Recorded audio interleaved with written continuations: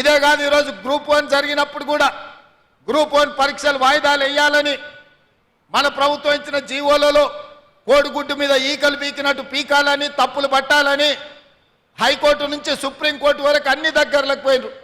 ఎక్కడ కూడా వాళ్ళ వాదన కోర్టులు సమర్థించకపోను తిరస్కరించి పరీక్షలు నిర్వహించమన్నారు.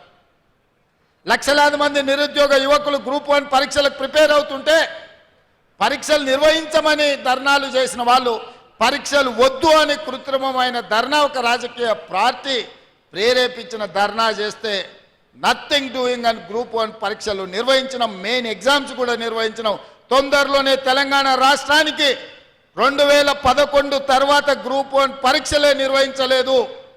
ఉమ్మడి రాష్ట్రంలో 2011లో గ్రూప్ 1 నియామకాలు జరిగితే ఇవాళ 2024కు వచ్చినాం.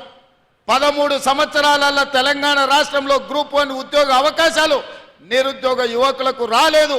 ఆనాటి ప్రభుత్వం 2017లో నోటిఫికేషన్ ఇచ్చిన పరీక్షలు నిర్వహించకుండా వాయిదాలు పెట్టుకుంటూ నిర్వహించిన పరీక్షలు ప్రశ్నాపత్రాలు జిరాక్స్ సెంటర్లలో అమ్ముతుంటే ఆ రోజు ఖచ్చితంగా మాట ఇచ్చిన అధికారంలోకి వచ్చిన ఎంబడే గ్రూప్ 1 పరీక్షలు నిర్వహిస్తాం, ఖాళీలను భర్తీ చేస్తామని ఇవాళ గర్వంగా నేను చెప్తున్న తెలంగాణ పబ్లిక్ సర్వీస్ కమిషన్ సంబంధించిన ఈ రోజు రిటైర్ అవ్వబోతున్న మహేందర్ రెడ్డి గారు చైర్మన్గా చాలా దీక్షతో ఈ పరీక్షలను నిర్వహించి ఈ రోజు మెయిన్ ఎగ్జామ్స్ కూడా కంప్లీట్ చేసిండ్రు. తొందరలోనే 563 మంది గ్రూప్ 1 అధికారులను ఈ తెలంగాణ నిర్మాణంలో భాగస్వాములను చేయబోతున్నాం. ఇవాళ ప్రక్షాళన చేసిన తెలంగాణ పబ్లిక్ సర్వీస్ కమిషన్ మా పనితనానికి ఒక గీటు రాయి, చిన్న ఆరోపణ లేకుండా ఈరోజు పబ్లిక్ సర్వీస్ కమిషన్ పనిచేస్తుంది. మహేందర్ రెడ్డి గారి స్థానంలో సర్వేల్ రెసిడెన్షియల్ నుంచి ఐఏఎస్ పొందిన అతి నిరుపేద కుటుంబం నుంచి వచ్చిన ఒక ఐఏఎస్ ఆఫీసర్ బుర్రా వెంకటేశంని 3.5 సంవత్సరాలు ఇంకా ఐఏఎస్ ఉన్నా అతన్ని ఈరోజు పబ్లిక్ సర్వీస్ కమిషన్ చైర్మన్గా ఎందుకు వేసిన అంటే ఈ పరీక్షలను చిత్తశుద్ధితో పారదర్శకంగా నిర్వహించాలని ఒక సీనియర్ ఐఏఎస్ ఆఫీసును ఇవాళ పబ్లిక్ సర్వీస్ కమిషన్ చైర్మన్ చేసిన. గతంలో ఐపీఎస్ డీజీపీ చేసిన అధికారిని వేస్తే ఈరోజు సీనియర్ ఐఏఎస్ అధికారిని వేసిన.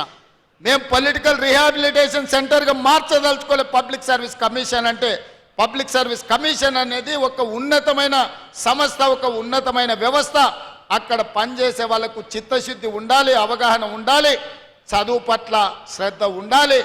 నియామకాలు చేపట్టే వాళ్ళను ఇవాళ వాళ్ళు పోటీ పరీక్షలకు ప్రశ్నపత్రాలు తయారు చేస్తే వాళ్ళకి చదువు ఉండాలి. గతంలో పబ్లిక్ సర్వీస్ కమిషన్ మెంబర్స్ ఎవరయ్యా అంటే ఆర్ఎంపీ డాక్టర్ను పెట్టినరయా.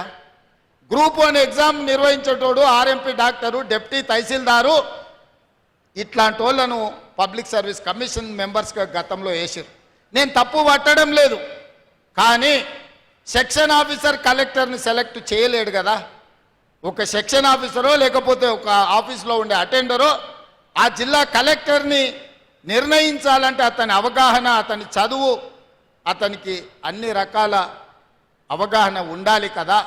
అట్లాంటి గ్రూప్ 1 పరీక్షలు నిర్వహించే పబ్లిక్ సర్వీస్ కమిషన్లో సభ్యులుగా చిన్న చిరు ఉద్యోగస్తులను రాజకీయ పునరావాస కేంద్రంగా మార్చి ఆ పార్టీ సభ్యులను నియమించడంతో పూర్తిగా భ్రష్టు పట్టుపోయి ప్రతిష్ట దెబ్బతిన్నది పబ్లిక్ సర్వీస్ కమిషన్.